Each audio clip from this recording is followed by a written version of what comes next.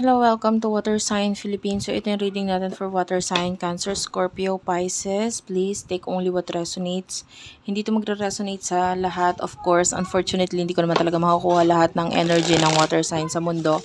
So this is for Water Sign, Cancer, Scorpio, Pisces. Let's start your reading. Sa mga gusto magpa-personal reading kay Jing Tarot Reader, pumunta na lang po kayo sa Facebook, i-search nyo siya. And yeah, let's start.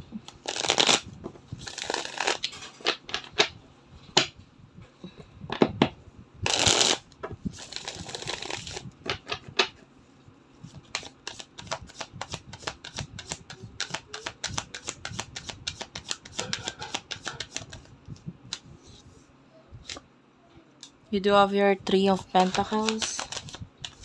Love reading to, guys. King of Pentacles and the Two of Wands. Okay. Bottom of the deck is the Nine of Wands. I feel like there's, nakikita natin na focus mo career you are focusing on your career, gusto mong magkaroon ng growth pagdating sa iyong money, sa iyong business, or if you are currently employed, maybe may mga bagay kang ginagawa sa iyong career para magkaroon ng advancement, or if you're currently employed, pwedeng nag-iisip ka ng mga sidelines or ano yung tingin mong makakatulong, because the Two of Wands is all about you na pwedeng may mga pag-iisip, pagpaplanong ginagawa kung paano magkakaroon pa ng growth. Because maybe, although you are currently stable, nag-iisip ka pa ng ano pa kaya yung magandang idagdag para mas kumita pa. Pwedeng ganun. And maybe if you do have already a businessman, pwedeng nag-iisip ka ng iba pang magiging business para mai-add sa business mo, or maybe additional more on money ang focus mo dito. A lot of planning and a lot of pag-iisip pagdating sa pera. But I feel like you are just shifting your focus sa money, but pagdating sa love, there is someone na pwedeng I feel like you really do like to talk to this person. Gusto mo siya? Pero pwedeng nagkakaroon ng paglalaban or medyo struggle or challenge sa connection ninyo.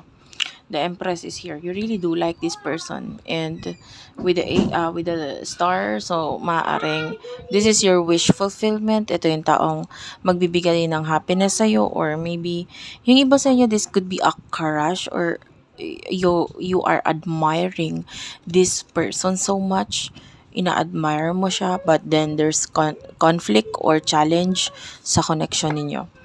Okay? Let's move on naman sa side ng person mo. Pagdating sa love, who is this person that you are dealing with? Kadil ni water sign. Sino itong person na kadil ni water sign? Spirit guides, angel guides. Who is this person na kadil ni water sign? Kadil ni water sign. Spirit guides, angel guides. Who is this person, please? Person nakakonect ni water sign. I feel like pareho kayo ng energy. Nakuha ko yung energy na parang could be a person who is currently doing, a lot of pagka-busy sa buhay. And this person is nag-shift siya sa focus ng positivity. Pwedeng currently may mga bagay na nagpapalungkot sa kanya. Pwedeng nasasaktan siya. And para makalimutan or para hindi masyadong pansinin or mapansin itong kalungkutan na ito, itong person na ito nagpapaka-busy. And then, maybe some of you, ganun din yung emotions mo, but then, pwedeng yung iba sa inyo, shift mo na yung focus mo, or pwedeng kung nasasaktan ka man, pwedeng nag-ano ka na doon. Kumbaga tapos ka na sa ganong feeling. Okay? Wait lang. Okay, sorry about that. Medyo maingay pa po dito sa aking background kasi may mga gisingan pa po ano. But anyway, hopefully ay mas maintindihan mo naman yung message ko. Pagpasensya mo na lang pag may times na maingay. Eight of Pentacles, so I see that this person is nagfo-focus sa kanyang work or being busy. Pero nasasaktan siya ngayon currently. Pwedeng may mga taong nagbibigay ng happiness sa kanya, pero yung happiness is not enough. Natatabunan pa rin yun. Nasasaktan siya because the Ten of Swords is like maybe may ending na nangyayari sa inyo. And itong ending na ito is like masakit para sa kanya. I feel like with the Empress, pareho kayo na nararamdaman. Gusto mo siya, gusto ka rin niya. And then, I feel like for some of you, pwedeng ikaw itong nakalagpas ka na dun sa sakit Parang ngayon, nasanay ka na lang. Parang okay ka na. Parang ganun. May challenge, nakikita mo yung challenge, malungkot ka because may challenge. Pero para sa'yo, wala na akong magagawa Nandun yung challenge, anong gagawin ko, diba? Mag-focus na lang ako sa money, career, and then the same as this person. Pero siya ngayon, medyo naha-highlight ngayon yung kalungkutan sa side niya. Ano ba yung emotions na naramdaman or nararamdaman ninyo sa isa't isa?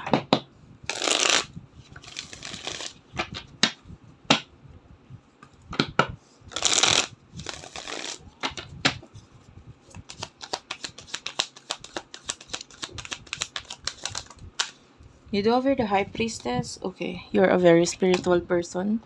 Hindi na ako nagtataka kaya ka nga nandito. The Devil is here. And you do have the Hangman, tatlong major arcana. Bottom of the deck is the Page of Pentacles. I feel like you're still waiting. Pero with the High Priestess, honestly, yung iba sa inyo nilalabanan mo yung spiritual connection ninyo in a way na pwedeng with the Devil, pwedeng may mga times na iniisip mo na wala na yun, nakaraan na yun. Tapos, pwedeng nararamdaman mo yung spiritual connection pero pwedeng sa ngayon nilalabanan mo rin yun. Yung parang, wala, hindi kami soulmate, parang ganun. Wala yun, ayoko na, parang ganun. You're trying your best not to think about this person. But honestly, kumbaga, yung deep inside, subconscious mind mo, you know that you're still waiting. Pero nilalabanan mo talaga. You're doing your best not to think about this person and to focus na lang sa iyong work or career. Okay, so how about this person? Anong emotion niya para sa'yo? Eight of Cups is here. The Six of Wands and the Hierophant. Isang major arcana with the Hierophant. And you do have here the Nine of Pentacles. Very spiritual din ng taong to. Or kung hindi man spiritual, maybe very religious kind of person. Very traditional with the Hierophant. With the Six of Wands, guys, alam ng mga tao sa paligid niya gusto ka niya. Maybe even though hindi niya i-open yun, kahit hindi niya sabihin, nararamdaman ng mga tao sa paligid niya kung ano yung totoong nararamdaman niya para sa'yo. The Eight of Cups, this person is tinatry niyang wag maging vulnerable, maging open pagdating sa emotions niya. Tinatry niyang wag maging, I feel like you're having the same energy. Kasi ikaw, parang ayaw mong mag-focus sa emotion mo ngayon. Ayaw mong pansinin yung emotion mo ngayon. And then, katulad ng person nito, nilalayuan niya rin yun. Kahit ramdam ng mga tao sa paligid niya na may pagtingin or may pagkagusto siya sa'yo. So, iniiwasan mo yon, iniiwasan niya rin. Especially if you're seeing a lot of numbers na pwedeng pareho. Like, for example, 12, 12, 14, 14, 15, 15. Yung mga ganong number. Because, ibig sabihin, that is a message for you na yung kakonect mo is someone who is kind of like, hindi ko masabing mirroring kasi ang mirroring is pwedeng may mga pagkakaiba sa inyo na ginagawa, pero yun yung kumukumpleto sa inyo. Kasi yung mirror, when you look at the mirror, um,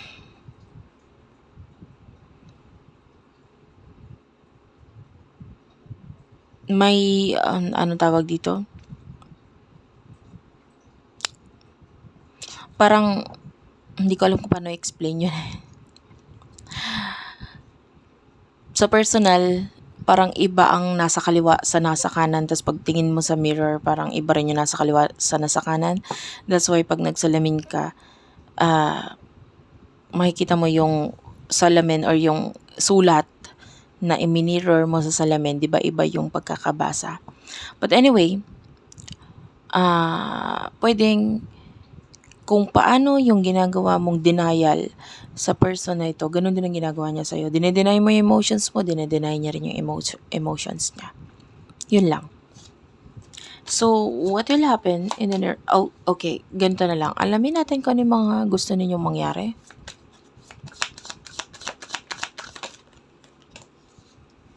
Page of Cups and Four of Swords.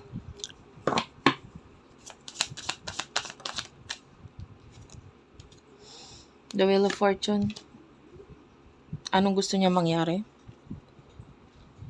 Kunin din natin yung energy niya.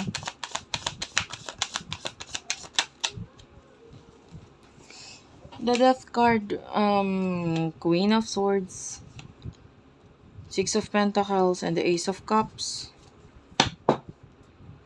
The Star is at the bottom of the deck, and the Two of Pentacles is here. I feel like gusto mong magkaroon ng pagbabago. And itong pagbabago na ito maybe sa situation mo ngayon. I want to understand more about the Wheel of Fortune, please. Please clarify what's with the Wheel of Fortune. Seven of Swords, Page of Swords, and the Ace of Pentacles. Bottom of the deck is the Knight of Pentacles. Some of you want na mag-offer itong person na to or maging open siya sa'yo. You want this person na makipag-usap kahit maliliit na conversation is okay. It's fine. I feel like gusto mong magkaroon ng pagbabago regarding sa pag-iwas or sa paglayo na ginagawa niya. And I feel like you want changes or you want somehow na marinig ng universe or the Lord God, no? Marinig niya yung prayers mo. You want that to happen. Maybe gusto mo rin magkaroon ng new beginnings at ma-materialize yung spiritual connection ninyo. This is what I can see here na gusto mong mangyari. So, kaya nga naghihintay ka pa. Ang person na ito gusto niyang magkaroon ng ending or i-cut off. Pero at the same time, gusto kanyang tulungan or gusto niya magkaroon ng partnership sa inyo. Like, maybe regarding money. This person loves you. Pero gusto niya ng peacefulness eh. You know? And kung maraming magiging challenge sa connection ninyo, hindi yun peaceful. Hindi yun okay. So, itong person na to, gusto niya peacefulness. Gusto niya ng partnership sa inyo kung magiging at peace or okay ang relationship. Walang gulo, walang niha-niho. Alam mo yun? Parang okay yung relationship or so gusto niya ng katahimikan, gusto niya ng peacefulness, and maybe this person, some of you, this person, gusto niyang maputol or mawala or matapos itong pagmamahal or emotions na nararamdaman niya sa'yo kasi gusto niya mag-focus sa mga bagay na pinapriority niya ngayon. But some of you, nakakuha tayo ng energy na this person gusto niyang matanggal or mawala itong ending na nangyayari sa inyo. And maybe this person wants a new beginning. Pero ibang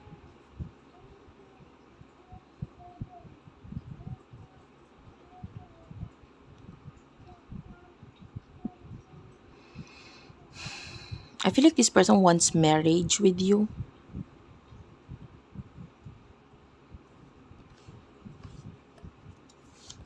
or want to offer you marriage. Nakakita tayo ng marriage na energy with the Ace of Cups. I mean, regardless kung ano ang relihiyon mo, no, but I can see this kalapate, which is one of the symbol for marriage, and um, maybe this person wants to marry you. Yeah, gusto niya mag-offer ng kasal sa'yo.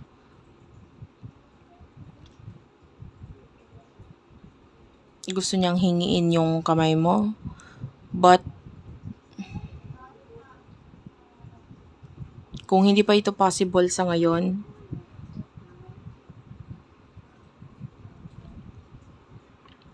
parang may mga priorities pa siya.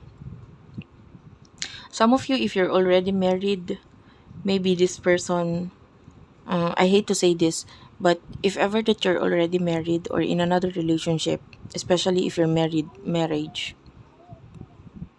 gusto niya nang mawala yung person mo.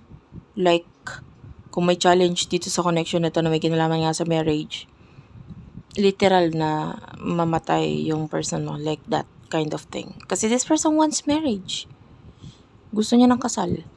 And kung imposible ito sa ngayon, this person wants to forget about these feelings para sa'yo. Kasi imposible yung kasal eh. So, kalimutan ko na lang yung taong to. Parang ganun yan nasa isip niya, no? Pero yun yung pinakagusto niya. This person wants to marry you. What will happen in the future sa inyong dalawa? Justice card, 3 of Wands, and the 8 of Wands is here.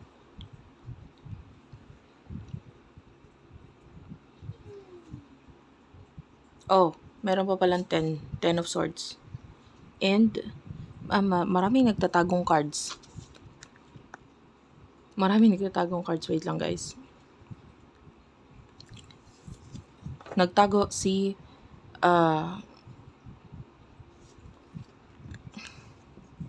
wait lang po. Nagloloko ang aking stand. Anyway, nagtago kanina si 4 of Cups at saka si 10 of Swords. Oh, ito po pala. Bakit? That is so weird. Ang dami nagtatago. The 4 of Pentacles is here. The 4 of Cups. 8 of Wands is here. 10 of Swords. 3 of Wands. Bottom of the deck is the 5 of Pentacles. And the 2 of Swords. I feel like some of you may mga maling decision na possible na mangyari or magawa mo with regards to your career. Be careful of that. Because I can see possible ending. Or with regards to your ipon, there's a high chance of pagkaubos or pagkawala. And do not accept any offer. Nakakita tayo dito ng offer with the 4 of Cups. If you're not so sure about the offer, career offer, business offer, kung ano man ito, maybe may kinalaman ng family or the 3 of Wands, someone who is pwedeng malayo sa'yo. Whoever these people are, if you're not so sure about the offer, wag mong i-take or wag mong kunin because the 10 of Swords, this is like stressful energy, pagod, and high chance ang pagkawala ng money because of this. This is like decision na pwedeng magkamali ka.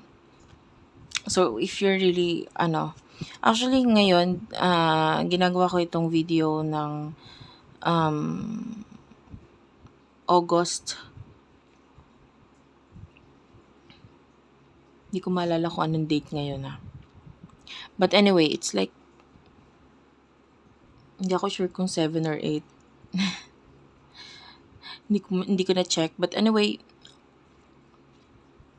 Wala kasi akong ibang mapapagtingan na ng kalendaryo dito. Ah, so anyway, August is kilala as ghost month. This is not the right time para mag-start ng mga negosyo. So, ito ay babala na sa'yo. Okay? So, of course, if you don't want this to happen, guys, ang future na babago. Itong binabasa ko dito is future, near future. Pero of course, depende pa rin sa gagawain mo. 'Di ba? Kaya nga tayo may guidance eh. Kaya ka nga nanonood ng tarot reading to give you advice. To, you know, ma-advisean ka at mabigyan ka ng magandang guidance. So, itong future nito pwedeng mabago according sa kung ano ang gagawain mo dito. Pero high chance of losing a lot of money dahil sa pagkakamali or dahil sa hindi magandang plano or new beginnings na pwedeng may kinalaman sa money. Huwag basta tanggap ng tanggap. Especially if the offer is too good to be true or maybe yung offer is hindi naman talaga yun yung gusto mo. You're just nahikayat. Kumbaga alam mo sa sarili mo na hindi ka naman talaga ganun.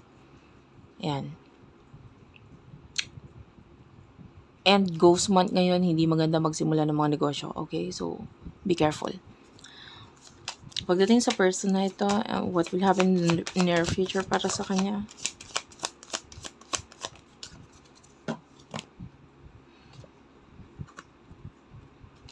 Seven of Swords, Seven of Wands, Ten of Pentacles and the Tower, Knight of Pentacles, Nine of Wands and the Chariot. Well, I can see that hindi lang ikaw ang pwedeng maapektuhan but also this person. I can see losing a lot of money sa kanya. And I feel like with the Seven of Wands, pwede magkaroon siya ng mga kaaway. A lot of people will be, pwedeng maging involved dito sa problem ng person na ito. Actually, yung future is not so good. Especially, hindi naman ako nagugulat. Ghost month is not so good month. But, you should concentrate sa positive side ng ghost month. Dun sa isang channel ko, Unicorn Princess Tarot, nag-upload ako doon ng mga video about, Mercury retrograde. You might want to check it out kasi yung Mercury retrograde, may malaking effect din siya ngayon. And nangyayari yung Mercury retrograde August 5 hanggang August 28 ang itatagal nito. So, yeah, ghost month, Mercury retrograde, nagsabay, so hindi talaga maganda. And affected din tong person nito. I can see losing a lot of money here. Some kind of an ending. Pwedeng dumating pa sa point ng pagkawala ng trabaho. So that is it for now. Thank you for watching. I love you all and bye-bye.